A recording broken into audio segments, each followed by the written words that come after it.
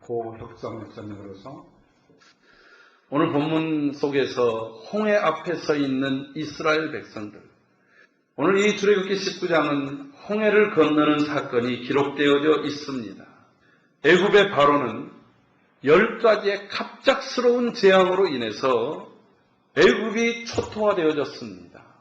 애굽의 모든 경제와 애굽이 자랑했던 그 모든 것들이 무너지고 말았습니다. 람세스라고 하는 소설 5권으로 되어진 소설에 보면 이 모세 시대의 바로가, 람세스가 애굽을 어느 정도로 부강시켰고 얼마나 제국에 대한 큰 꿈을 가지고 있었는지 아주 그 소설에는 잘 기록되어져 있는 것을 볼 수 있었습니다. 찬란한 문화, 강력한 부와 정치력을 자랑했던 그 애굽의 바로. 그때 당시에 북방에는 히타이트라고 하는 강력한 철갑 부대들이 있었지만 그들도 제어하고 엄청난 제국의 꿈을 가지고 있었는데 그만 그 제국의 모든 꿈이 무너져버린 사건이 바로 하나님의 열재앙과 오늘 홍해 앞의 사건이었습니다. 한국에서 5제국이라고 하는 그 통으로 보는 역사를 쓴 책이 있습니다. 거기에는 구약 역사 속에서 세계에 5개의 큰 제국이 있었는데 그 제국들이 아수르, 바벨론, 그리고 헬라, 그리고 또 그리스, 로마 이렇게 5개의 제국을 거기서 서술을 하고 있습니다. 근데 맨 앞에 다루는 부분이 누구냐면 조병호 박사님이라는 분이 이 책을 썼는데요. 애굽입니다. 이집트. 근데 이집트는 제국으로 두지를 않아요. 그것이 문명의 발상지요. 강력한 군대와 엄청난 보고를 가지고 있는 곳이지만 그들은 제국의 힘을 잃어버리고 말았다라고 하는 거예요. 그 두 번의 큰 사건이 있었는데 하나는 오늘 이 10가지 재앙과 홍해의 사건이 바로 그 첫 번째고 두 번째로는 요시야 시대 바로 느고가 이스라엘을 건너서 저 북방 바벨론을 치러 갔다가 거기서 망하고 나서 애굽은 무너지고 말았다라고 하는 것입니다. 그만큼 애굽에게 있어서 강력한 충격을 주었던 사건이 바로 열재앙과 오늘 홍해라고 하는 사건입니다. 10번의 재앙을 통해서 그러한 일들을 당하고 난 특별히 자신의 장자 앞으로 나라를 이어가야 될 태자까지 죽고 난 바로는 눈에 보이는 것이 없었습니다. 그리고 이스라엘을 쫓아서 그들을 다시금 붙잡기 위해서 그동안 비밀 병거로 있었던 병거 600승을 준비했습니다. 여러분, 지금에 있어서 병거 600승, 탱크 600대가 별로 그렇게 커 보이지는 않습니다만 지금으로부터 약 3400년 당시에 우리나라는 철기가 우리 한국에서 그 역사 속에서 철기 문화가 시작되어진 것은 삼국시대에 시작되어졌던 바로 그때였습니다. 여러분, 사만이라고 하는 나라가 우리나라에서 저 한나라에서 지배했던 그런 상황일 때는 우리나라가 한나라에 대항할 수 없었던 그 이유가 무엇이냐면 철기가 없었어요. 청동과 철기를 합해가지고 하다 보니까 칼을 버려도 이것이 약합니다. 농기구도 금방 부러집니다. 한나라는 순수 철제가 발달되어 있었어요. 그래서 우리나라는 중국에 대해서 전혀 힘을 쓰지 못했습니다. 그때 고구려가 일어설 수 있었던 것은 바로 이 철제조법을 배웠던 거예요. 근데 그게 서기 AD 해로 넘어와서 일어난 일들입니다. 그런데 이 애굽은 BC 14세기, 15세기에 이미 철병거가 이렇게 있었다라고 하는 거예요. 이것은 어마어마한 사건이었습니다. 마치 미국의 항공모함이 딱하니 나서고 있을 때 일본에서 배 2척, 군함 2척을 만들어 놓고 2차 세계대전을 일으킨 것과 같은 이치였던 겁니다. 그들이 철병거를 몰고 이스라엘 백성들을 추격합니다. 여러분, 우리는 이 이스라엘 백성들을 쫓는 바로의 모습에서 바로 사단의 모습을 그려보게 되어집니다. 사단은 끈질깁니다. 사단은 웬만하면 포기할 만한데 결코 포기하지 않습니다. 오히려 우리가 더 잘 포기하지 않습니까? 조금 힘들면 포기해버리고 안 될 것 같으면 지레 겁먹고 그냥 주저앉아버린 것이 우리의 모습일지라도 사단은 끈질깁니다.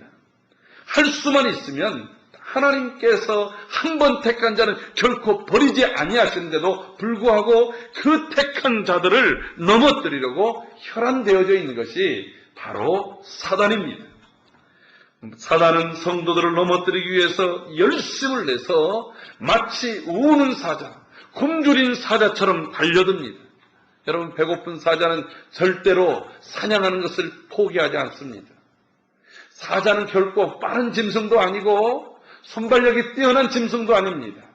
그러나 자신의 약점은 감추고 강점인 그 맹수성을 가지고 순간을 포착하되 끝까지 포기하지 않는다라고 하는 거예요.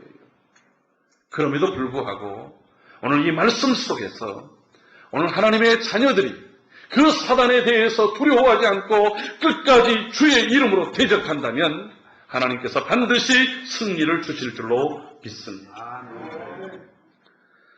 바로가 쫓아오자 이스라엘 백성들은 진퇴양난의 위기를 겪게 되어집니다. 앞에는 홍해가 있습니다. 그리고 뒤에는 강력하게 무장되어져 있는 적군이 따라오고 있습니다. 여러분, 우리가 인생을 살다 보면 이러한 어려움들을 겪게 됩니다.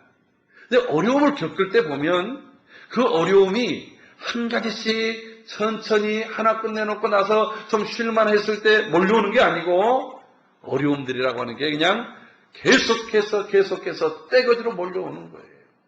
마치 욥의 가정에 욥의 종이 와서 주인님 큰일 났습니다.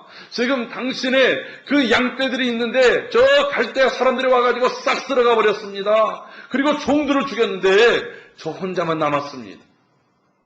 이번에 또 다른 종이 옵니다. 주인님 큰일 났습니다. 글쎄 주인님의 밭에 그냥 갑자기 어디서 불덩어리가 떨어지더니 밭을 전부 태워버리고 말았습니다. 거기서 일하던 인부들이 다 죽고 저만 남았습니다. 또 주인님, 그 보고도 끝나기도 전에 주인님 큰일 났습니다.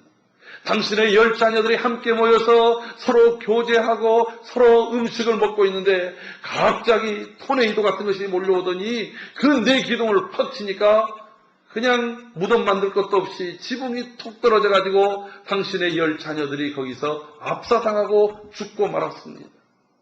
마치 문제가 계속해서 몰려오듯이 그렇게 몰려왔다라고 하는 거예요. 때로는 육신의 병이 듭니다. 대학이나 회사 입사 시험에서 낙방합니다. 많은 수고에도 불구하고 경제적인 어려움들이 마구 몰려옵니다. 가정에서 이웃에서 관계가 깨지고 집에는 도둑이 들고 장래가 일어나고 정전이 일어나고 하다못해 그냥 물까지 새어나는 것입니다.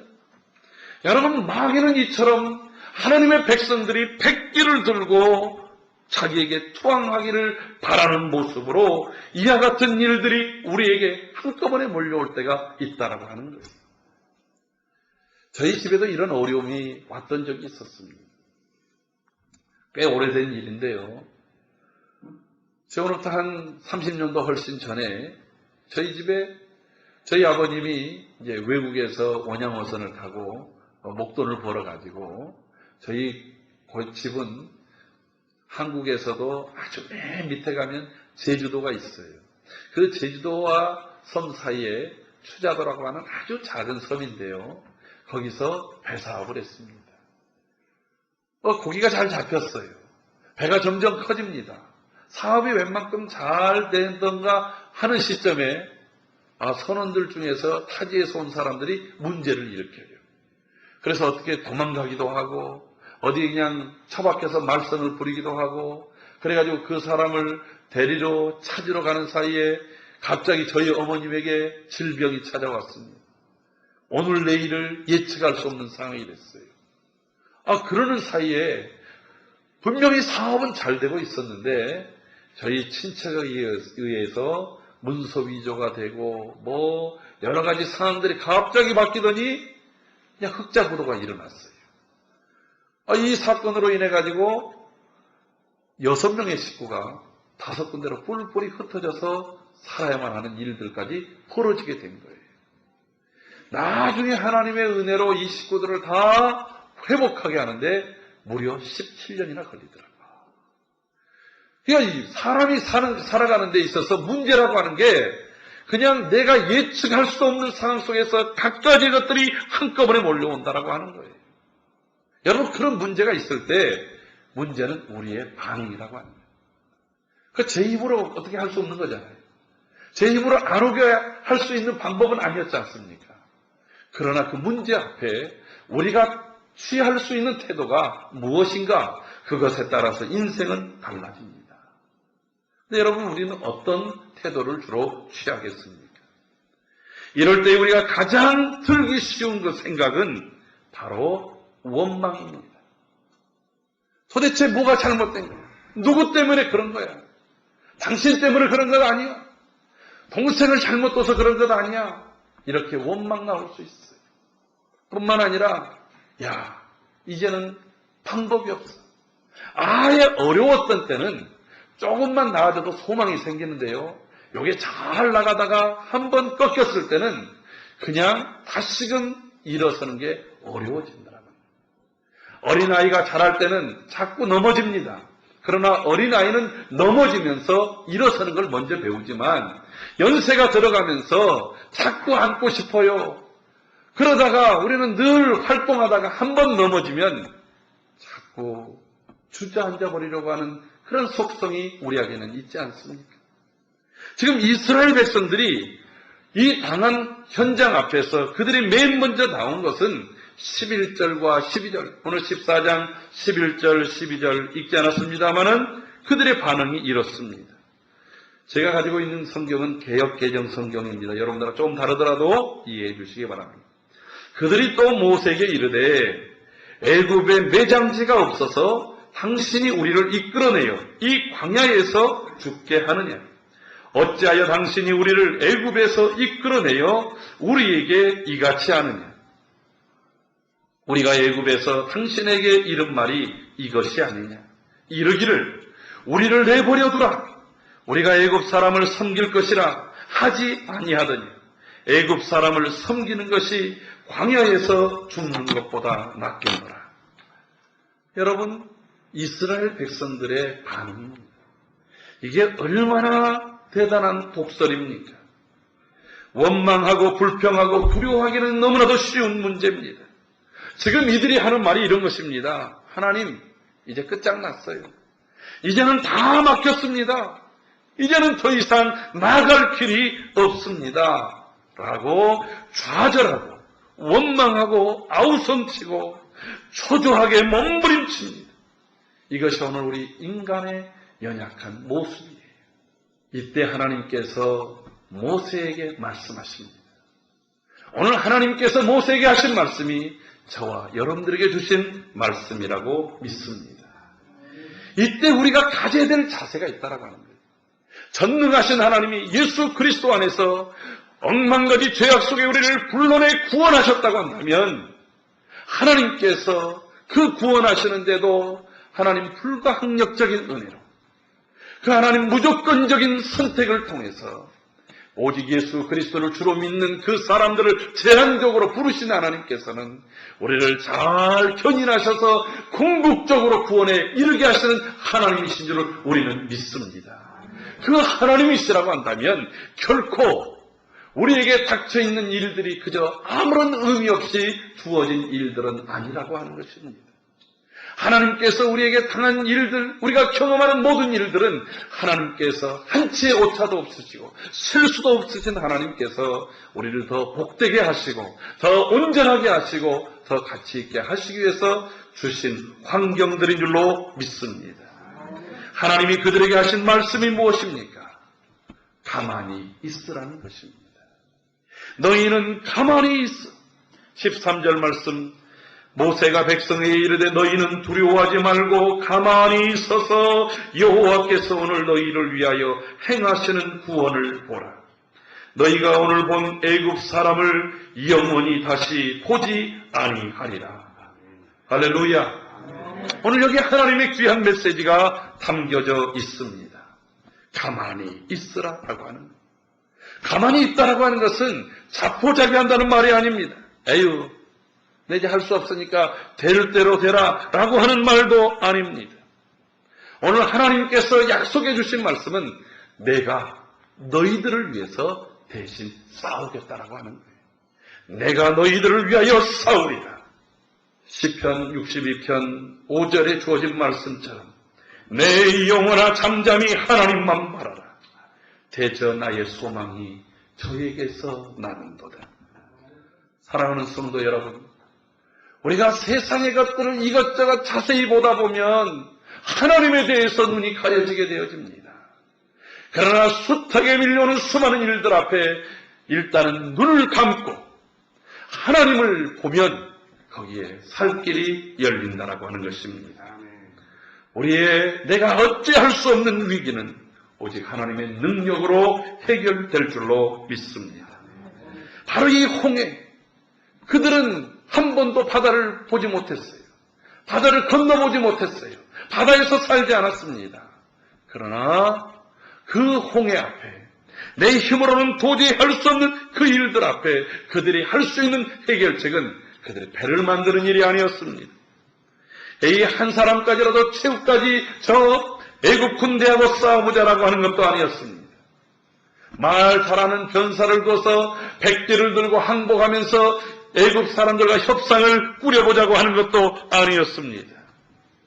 하나님께서는 인간의 생각으로, 인간의 이성으로, 인간의 방법으로 도저히 할 수 없는 그 홍해의 앞에서 홍해의 길을 내셨다라고 하는 거예요. 하나님께서는 해저 터널을 뚫어놓고 계셨던 것입니다. 가장 안전하게, 가장 빠르게, 가장 확실하게 걸을 수 있는 길을 하나님이 만들어 놓으신 줄로 믿습니다. 사랑하는 성도 여러분, 우리에게 어떤 인생의 문제든지, 그것이 질병의 문제, 경제적인 문제, 관계의 문제, 각종의 문제이든지 간에 그 문제의 해답을 우리 스스로 가지고 하나님께 가서는 안 됩니다. 하나님이 예비해 놓으신 그 문제의 해결을 우리는 믿고 따르고 순종할 뿐인 것입니다.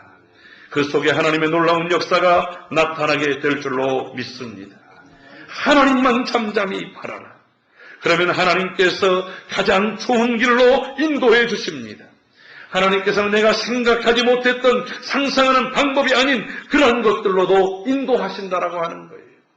그래서 우리는 하나님을 기대하는 것입니다.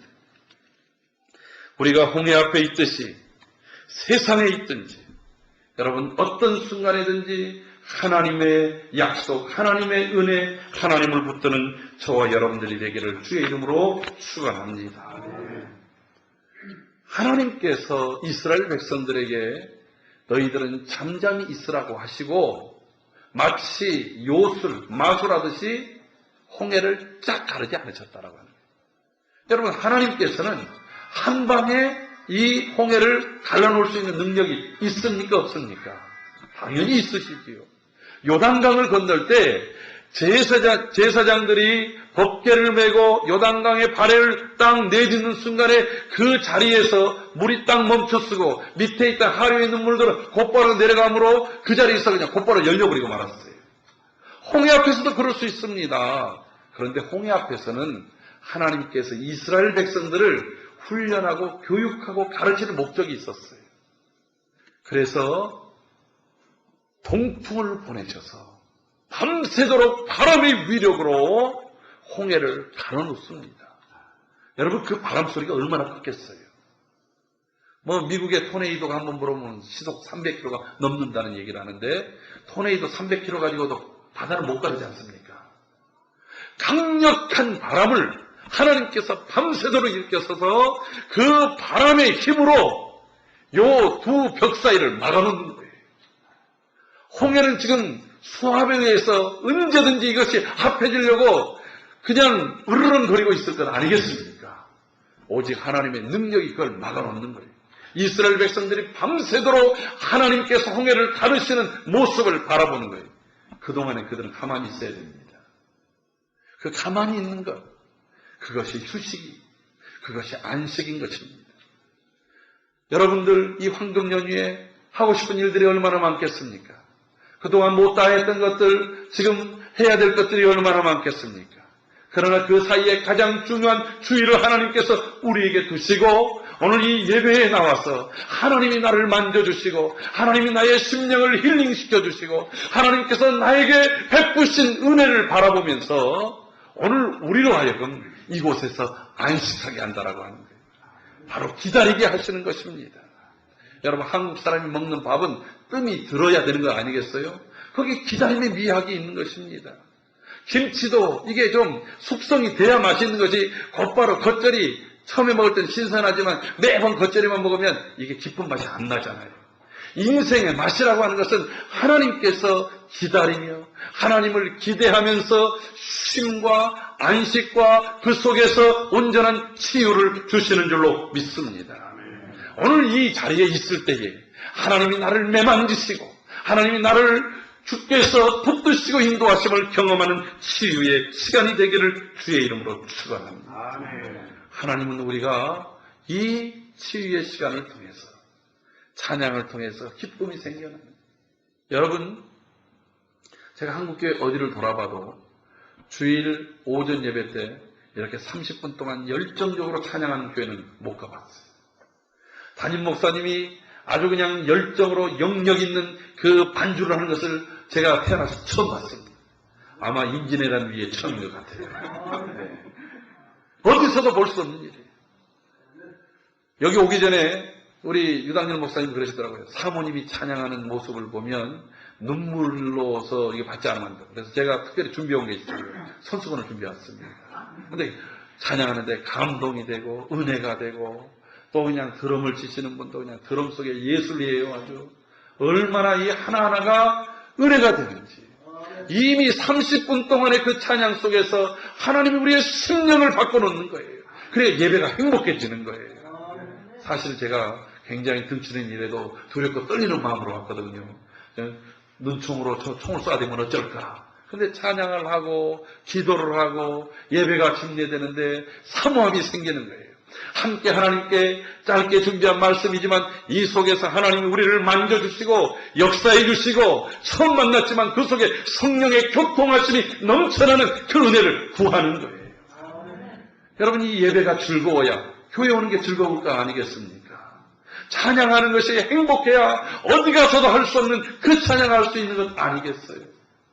특별히 우리 실로암 교회는 너무나도 감사한 게 선교를 지향하는 선교적인 그런 교회인 것이 얼마나 감사한지 모르겠습니다.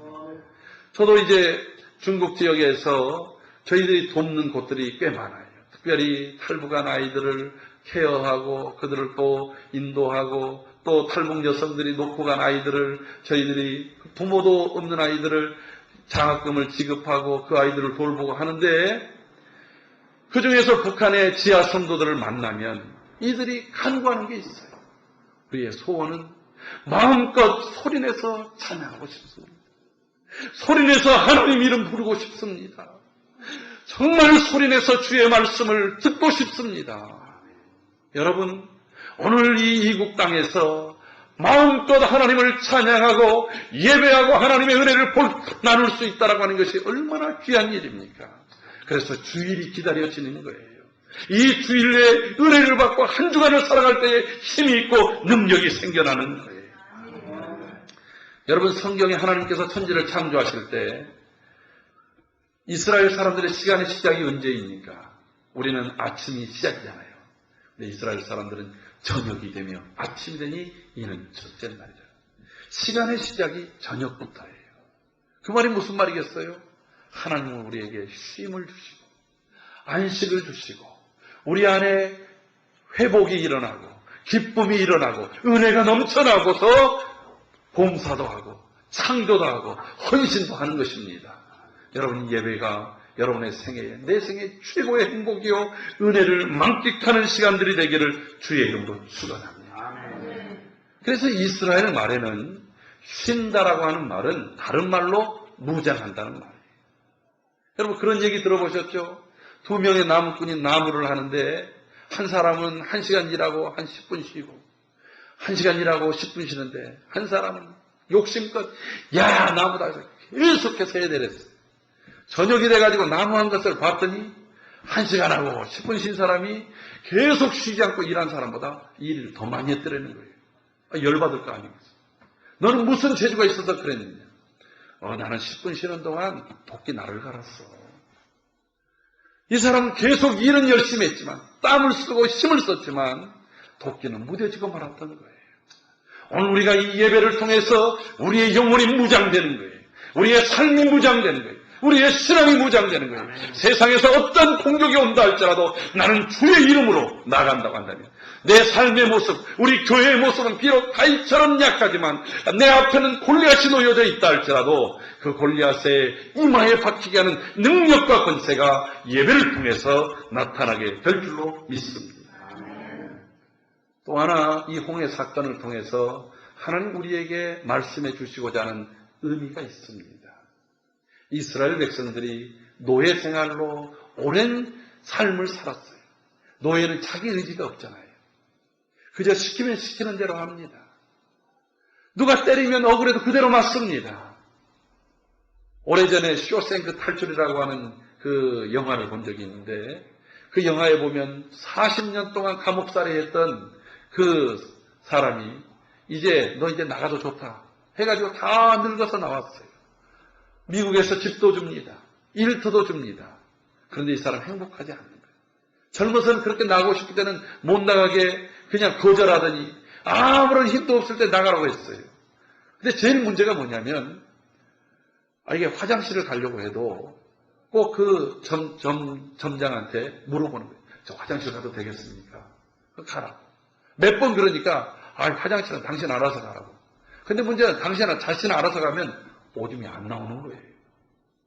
감옥에서 40년 동안 허락받지 않으면 일을 아무것도 못했기 때문에 이게 그냥 내 스스로 할 수 있는 그런 생리적 현상도 안 되는 거예요. 이게 노예의 삶입니다. 노예의 삶의 구조로는 하나님을 기쁘시게 할 수 없어요. 하나님을 섬기는 게 우리가 죄의 노예로 있을 때 율법적인 신앙으로는 우리의 삶이 기쁘지를 않습니다. 여러분 아이들은 아빠 그리고서 엄마 그리고서 지 멋대로 하잖아요. 왜? 자기는 자녀이기 때문에 자유롭지 않습니까? 그런데 눈치를 봐보세요. 눈치 보면서 이거 하나하나 먹는 것, 입는 것, 행동하는 것까지 눈치 속에 있는 아이들은 그 속에 어떤 것을 하더라도 의무이고 그것은 마땅히 자신이 해야 될 그러한 수단일 뿐이지 그 속에 어떤 의미도 없다라고 하는 거예요. 하나님께서는 그것을 고쳐주기를 원하셨어요. 그래서 이들이 홍해의 위대한 승리, 하나님 아버지께서 약속하신 승리를 본 다음에 그들의 입에서 나온 것이 찬양이었어요. 여러분 찬양할 때에 마음속에서부터 깊은 곳에서부터 우러나온 것을 다 행할 수 있기를 바랍니다. 하나님이 그것을 기뻐하세요. 하나님이 받으시는 제사는 바로 찬미의 제사인 거예요. 시와 찬미와 신령한 노래로 함께 예배하는 것, 내 기쁨을 표현하는 것, 하나님이 주신 은혜를 표현하는 교회가 될 때에 이 교회를 통한 놀라운 생명의 역사가 지역을 넘고 이 캘리포니아주를 넘고 미국을 넘고 세계에 퍼져갈 줄로 믿습니다. 아멘. 찬양하는 사람은 하나님의 은혜를 아는 사람이에요. 내가 잘했기 때문에 된 것이라고 고백하는 사람이 아니라고 하는 거예요. 여러분 사람이 어려울 때는 하나님의 백성이 안 믿는 사람과 차이는 어려울 때 하나님을 다 찾습니다. 고집을 부리고 그리고 또 투정을 부리더라도 하나님이 더 큰 어려움을 주면 하나님을 찾게 돼요. 겸손할 수밖에 없습니다. 근데 문제는 일이 잘 될 때예요. 승리를 했을 때예요. 사업을 막 고전하다가 갑자기 사업에서 대박이 일어났습니다. 그냥 어렵게 그냥 삼수 사수 공부를 하다가 그냥 원하던 대학과 원하던 회사와 원하던 사법고시에 합격을 했습니다. 자기가 원하던 것들을 이루었을 때 그때의 사람의 자세가 무엇이냐? 그때 하나님께 찬송하고 하나님께 영광을 돌린 사람은 하나님이 그를 더 높이 사용하시는 거예요. 뛰어난 민족이 되게 하는 거예요. 그런데 그때 교만해질 때 사람이 꺾이는 거예요. 아사 왕이 위대한 왕이었지만 그가 한참 올라갈 때 교만함이 딱 들었어요. 그럴 때 하나님께서 그를 쳐버립니다. 사울 왕이 그가 승승장구했습니다. 그러다가 위대한 승리를 맛볼 때 그의 마음속에 교만함이 들어서 왕이 해서는 안 되는 일을 했다라고 하는 거예요. 그럴 때 하나님이 그를 내쳐버렸다라고 하는 거예요. 오늘 우리의 삶이 잘 풀려갈 때에 하나님께 찬송하고 하나님을 높여드리고 이 모든 것들이 하나님의 은혜임을 고백하는 저와 여러분들이 되기를 주의 이름으로 축원합니다. 사랑하는 성도 여러분, 오늘 이 홍해는 이스라엘 백성들에게 가장 큰 위기였을 것입니다. 그러나 그들이 환경만 보지 않고 앞에 있는 홍해, 뒤에 있는 바로의 군대를 보지 않고 하나님을 바라봤더니 그것은 그들의 생애의 가장 큰 위대한 승리의 기회가 됐다라고 하는 거예요. 그래서 때로는 위기는 바꿔놓으면 위대한 기회라고 말하기도 합니다. 제가 어제 어떤 CTS TV를 잠깐 봤더니 미국의 부채가 175조 달러라고 얘기를 하더라고요. 경제적 위기예요. 세계에서 가장 위대한 나라라고 불리는 미국에도 있는 것이 사실 아닙니다. 한국도 어렵다고 합니다. 경제대국 11위요, 15위요, 각가지로 얘기하지만 막상 사는 사람들은 다 어렵다고 얘기를 해요. 그러나 여러분, 어떤 어려움이든지 우리가 하나님 앞에 설 때에 하나님, 세상에 대해서 눈 닫고 하나님을 바라볼 때에 그것은 우리에게 주시는 위대한 기회가 될 줄로 믿습니다. 하나님께서 이러한 일들을 통해서 우리가 늘 습관적으로 바라봤던 원망, 불평, 자포자기하던 태도를 버리고 주여 내가 주님만을 바라봅니다. 주님만을 의지합니다. 오직 나의 믿음으로 살겠습니다 하는 이 태도의 변화가 이스라엘 백성들에게는 평생 대대 지금 3,400년이 지나면서도 이스라엘의 출애굽에서 가장 위대한 경험은 홍해 사건이 아니겠습니까? 오늘 이 예배가 여러분들 생애의 위대한 예배가 되기를 주의 이름으로 축원합니다.